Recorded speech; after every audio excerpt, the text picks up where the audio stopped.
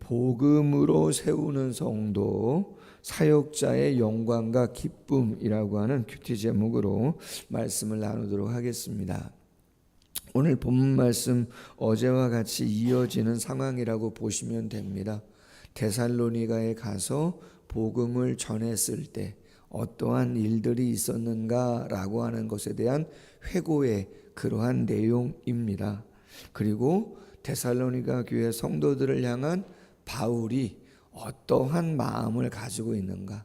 당연히 감사의 마음이고 기쁨이었는데 성도들이 그렇죠. 오늘 큐티의 제목처럼 자신의 영광 또 하나님 앞에서 기쁨이 되어진다라고 하는 그러한 고백을 하고 있는 내용입니다. 첫 번째 말씀은 13절 이하인데 이렇게 증거합니다.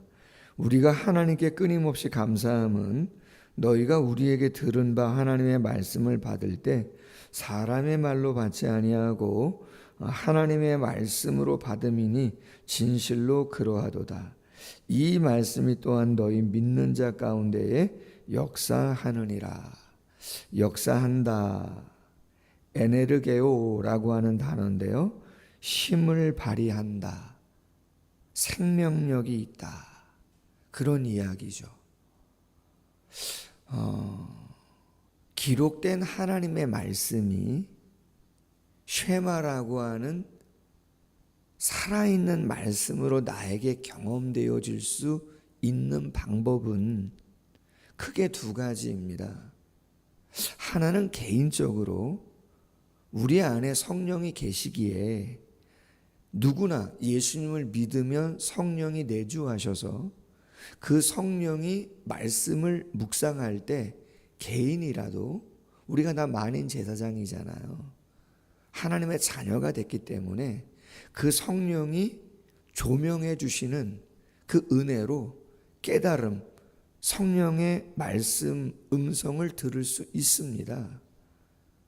누구나가 다 그럴 수 있습니다.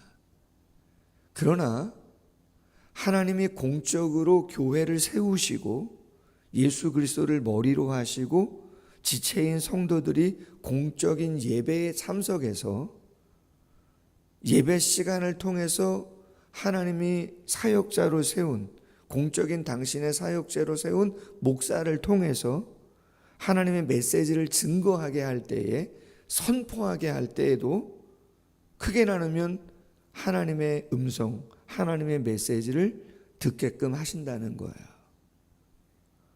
두 가지가 다 인정되어지는 부분들입니다. 성경에 다 검증되어진 말씀의 내용들입니다. 말씀을 읽을 때, 기도할 때 얼마든지 하나님의 사람들은 하나님께서 당신의 메시지를 들을 수 있도록 마음의 감동을 주신단 말이에요. 중요한 것은 공적인 예배에 어제 말씀을 드렸지만 사도행전 17장 1절과 2절에 보면 바울이 데살로니가에 들어갔을 때 언제 어디서 복음을 전했느냐? 회당에서 안식일에 새 일회 동안 메시지를 전했다. 그렇게 되어 있어요. 공적인 시간이에요. 함께 모여 있을 때 바울이 메시지를 전한 거죠. 근데 중요한 것은 그 메시지를 많은 사람이 듣는다는 것입니다. 한 사람만 듣는 게 아니고 여러 사람이 듣습니다. 그런데 반응은 다를 수 있다는 거예요. 누구는 그렇지 하나님의 말씀으로 받는 사람도 있고 어떤 사람은 오늘 말씀의 표현대로 사람의 말로 들을 수도 있다 그런 이야기입니다. 물론 그 자체도 하나님의 성령의 특별한 간섭과 은혜로 받아지는 부분들이 있지만 거기에는 개인의 그렇죠 순종과 따르려고 하는 의지도 거기에 같이 들어가 있을 수 있음을 오늘 말씀이 분명히 이야기한다는 것이죠. 사람이죠. 엘리야도 고백했고 바울도 고백했고 베드로도 고백했고 저는 사람입니다. 신이 아닙니다. 제우스도 아니고 헤르메스도 아니고 우리는 그냥 똑같은 성정을 가진 사람입니다. 이야기했어요. 죽은 사람을 살려도 놀라운 기적을 일으켰어도 절대 자신들이 어떤 특별한 존재라고 이야기한 적이 없어요. 두려우면 두렵고 떨리면 떨리고 영적인 갈등이 있는 사람들이었음을 분명히 이야기합니다. 어쩌면 엘리야는 죽여달라고도 이야기했잖아요. 할만하다고 했잖아요. 뭐 특별하지 않다고도 이야기했잖아요. 도망도 갔잖아요. 그럼에도 불구하고 말씀을 선포하는 그 시간은 연약한 인간의 마음이 아니고 하나님의 말씀을 그대로 나누고 선포하는 것이기에 그 말씀을 하나님의 말씀으로 받는 것이 유익하다. 아멘. 유익하다, 그런 이야기야. 조금 더 실제적으로 여러분 말씀을 나누면 이런 이야기입니다. 어느 교회든 이런저런 일들이 있을 수 있잖아요.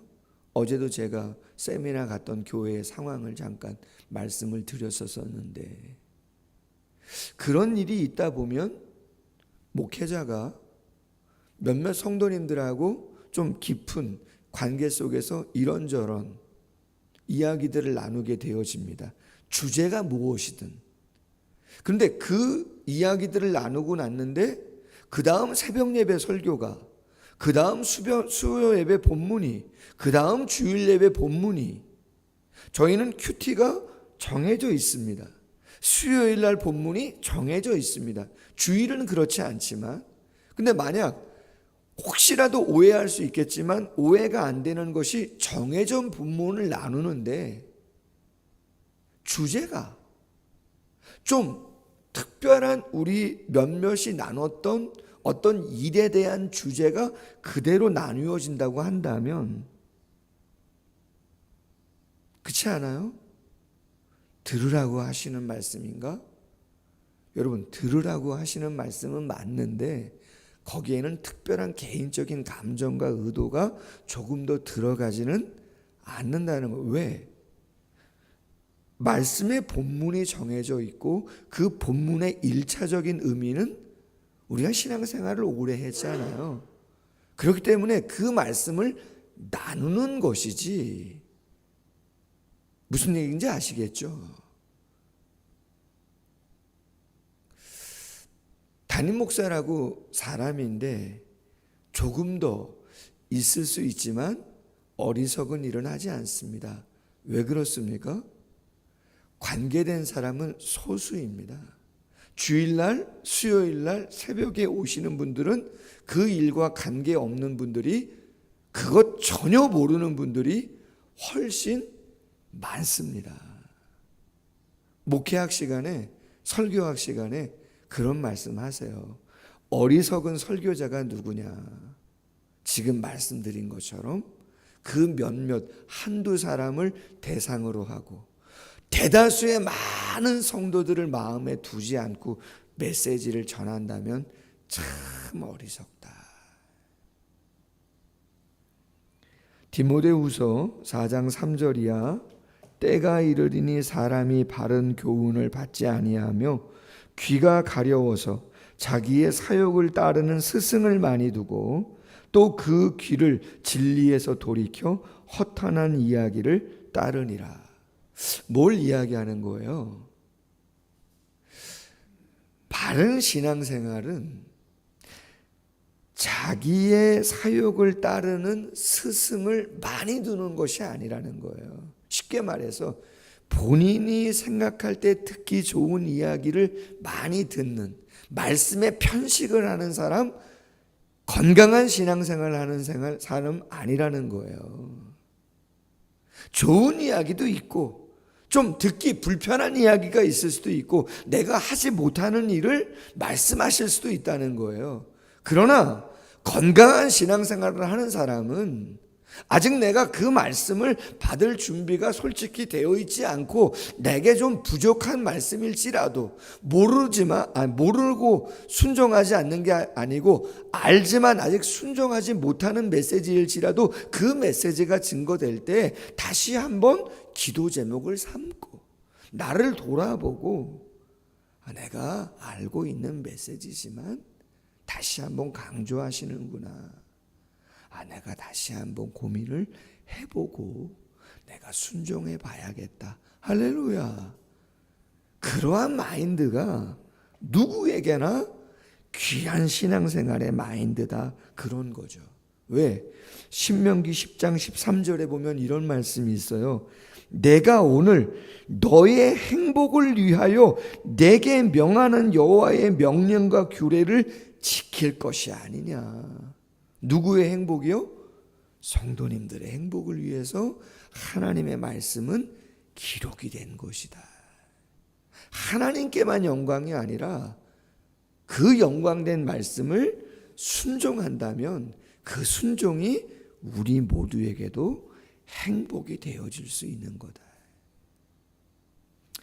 두 번째, 그럼에도 불구하고 여러분, 현실 속에서는요, 하나님의 말씀을 순종하잖아요. 그러면 바로바로 행복하고 바로바로 즐겁고 바로바로 모든 게 잘 되느냐? 참 희한합니다. 그럴 수도 있지만 그렇지 않는 경우들도 많아요. 오늘 말씀 보세요. 14절 이하.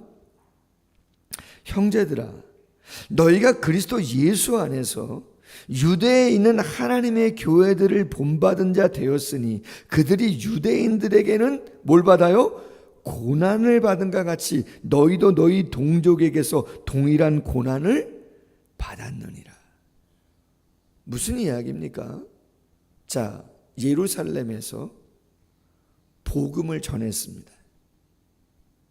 그 복음을 전했을 때 사람의 말로 받지 아니하고 하나님의 메시지로 그 말씀을 받았다면, 그렇죠, 더 이상은 율법이 나의 공로가 돼서 구원을 받는다라고 하는 행위 구원이 아니고 안식일을 지키고 할례를 행하고 절기를 지키고 뭔가 경건의 삶 당연히 살아야겠지만 그것으로 구원받는 게 아니고 십자가와 부활의 능력으로 구원함을 받는다고 믿고 삶을 돌이키면 그 사회에서는 죄송하지만 배신자가 됩니다. 유대인들 사회에서는 출교를 당하는 거잖아요. 말씀을 순종한다는 것은 어떤 의미에서는 이러한 어려움과 갈등을 유발할 수 있는 모습이 당연히 포함되어 있다. 제가 늘 말씀드리는 좋은 본문이 창세기 26장이죠. 아브라함 때 흉년이 아들 이삭 때에 났어요. 가장이잖아요. 애굽에 나일강가로 이주를 하려고 가나안에서 내려갑니다. 그날 중간 정도에 도착했을 때 하나님이 이삭을 만나잖아. 야, 이삭아, 이 땅에 유해라. 내가 아브라함에게 주고자 했던 복 다 줄 테니까 내려가지 말고 가나안 땅에 유해라. 이삭이 감사하게 하나님 말씀에 순종합니다. 그럼 여러분, 하나님이 순종했으면 좋은 길, 형통한 길을 주셔야죠. 그 다음 내용이 뭡니까? 본문 내용이. 그 해의 농사에서 100배의 수확을 얻어서 거부가 되고 번성했다? 그 본문이 아닙니다. 그건 그 다음 본문이에요. 그 전 본문이 뭐예요? 아내 리브가를 통해서 어려움을 겪는 내용이 먼저 기록됩니다. 순종했으면 복이 나와야 되는데 순종했는데 어려움을 겪는 내용이 그 다음 바로 나온단 말이에요. 그런데 하나님의 은혜로 그 어려움을 넘기고 그 다음에 창세기 26장, 그렇죠, 12절 이하에 그 해에 농사하여 100배를 얻고 창성하고 마침내 왕성하여 거부가 되었다. 그 다음에 나온단 말이죠. 우리 마음은 늘 어찌기 보면 영적인 전쟁터예요.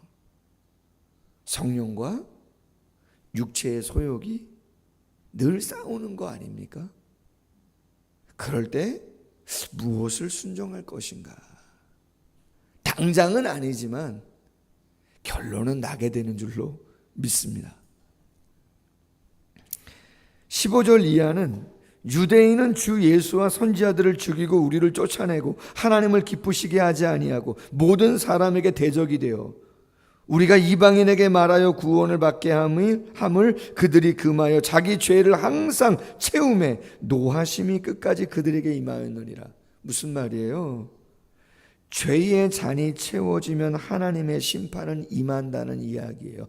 유대인들이 바울이 전한 복음, 변화를 이루어야 하는 것을 알면서도 변화시키지 아니하고 도리어 복음을 믿는 사도들과 따르는 자들을 핍박했을 때 어떤 일이 벌어지느냐? 그것은 심판의 잔이, 죄의 잔이 채워지면 심판을 경험할 수밖에 없게 되어진다. 그런 이야기입니다. 로마서 2장 5절에 다만 내 고집과 회개하지 아니한 마음을 따라 진노의 날 곧 하나님의 의로우신 심판이 나타나는 그날에 임할 진노를 내게 쌓는도다.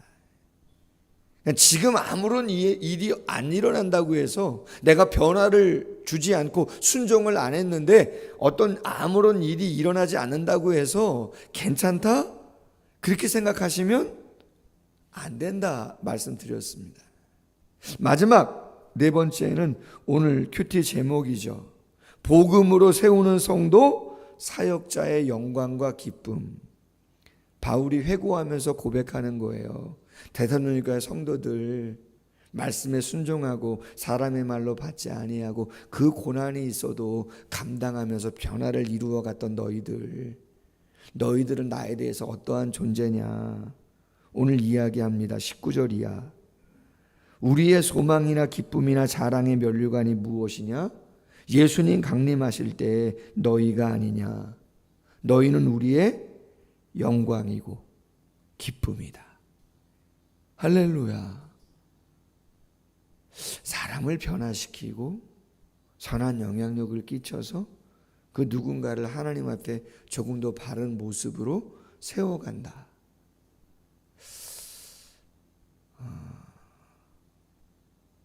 직접적으로 말씀을 드리기가 그렇지만 여기에도 우리 지금 장로님, 권사님들 또 어르신들 계신데 얼마 전에 말씀드렸죠. 그 이창묵 성도님이라고 전도 대상자였는데 솔직히 제가 직접적으로 알기 전에 우리 강 권사님 구제를 통해서 아마 아시게 됐던 것 같은데 제가 월요일 날인가요? 화요일 날인가요? 세미나 가서 세미나 받고 있는데 전화가 왔어요.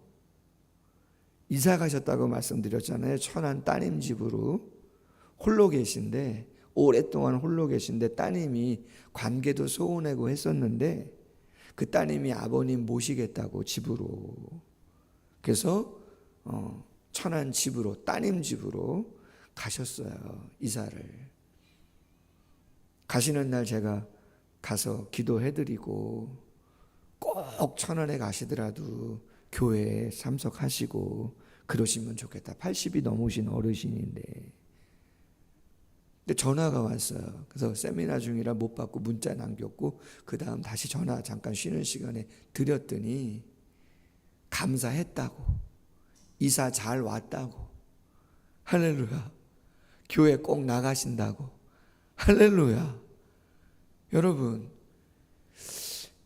여러분들이 이곳에 오시고 이곳에 오시기 전에 섬겼던 교회에서 또 앞으로의 시간 속에서 많은 관계들을 하시면서 마지막 날 우리의 삶이 하나님 앞에서 평가되어지고 뭔가 결산이 되어질 때에 하나님이 정말 귀하게 여기시는 삶의 그 열매가 무엇이냐. 많은 것들이 있겠지만 천하보다 귀한 게 영혼이라면 한 영혼을 주님께로 인도하고 그에게 영적인 자유함을 주고 하나님 나라를 소망하게 한 그것보다 솔직히 더 큰 게 있겠습니까?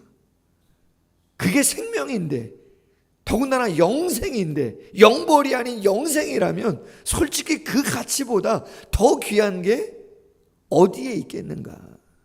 할렐루야.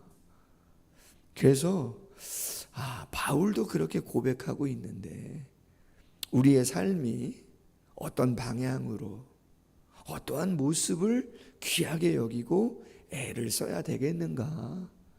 그래, 영혼의 변화를 위해서 내가 최선을 다해야겠구나. 다시 한번 결단하고 다짐하는 귀한 시간 될 수 있기를 주님의 이름으로 소원합니다. 기도하겠습니다. 하나님 아버지, 데살로니가 교회 성도들을 만났을 때, 복음의 메시지를 전했을 때, 회당이지만 거기에는 유대인들도 있고 이방 사람들도 있을 수 있는데, 바울이 하나님의 말씀을 전할 때 사람의 말로 받지 아니하고 하나님의 음성으로 듣고 전통을 깨고 지금까지 살아왔던 그 많은 삶이 녹아 있음에도 불구하고 그 모든 가치관, 세계관을 뒤엎고 하나님의 말씀을 따른다는 거, 그거 결코 쉬운 일 아닙니다. 어찌 보면 개인도 어렵지만 공동체 속에서 뭔가 다름을 보여준다는 것은 보통 용기가 아니면 쉽지 않은 것입니다. 그럼에도 불구하고 하나님의 말씀으로 하나 순종했을 때 놀라운 구원의 역사가, 놀라운 하늘의 복이 그들에게 임했다고 이야기하고 있습니다. 그것이 건강한 신앙생활이라고 그렇게 이야기하고 있습니다. 죄악을 쌓아가는, 진노의 잔, 죄악의 잔을 쌓아가는 자가 아니라 거룩한 변화를 이루어가는 우리 모두가 될 수 있도록 도와주시기를 원합니다. 그런 선한 영향력을 또한 끼쳐서 주님 앞에 섰을 때 우리의 기쁨과 자랑과 영광이 그 어떠한 것보다 영혼들이 되어줄 수 있는 그러한 은혜가 있을 수 있도록 함께하여 주옵소서. 삶에서 고난이 있을 수도 있고 어려움이 있을 수 있는데 오늘 하루 그 모든 것들을 넉넉하게 감당할 수 있는 하나님의 은혜가 오늘 이 기도 시간에 다시 한번 주어질 수 있도록 우리 모두 가운데 함께하여 주시옵소서. 감사하며 예수님의 이름으로 기도하옵나이다. 아멘. 계속해서 기도합니다.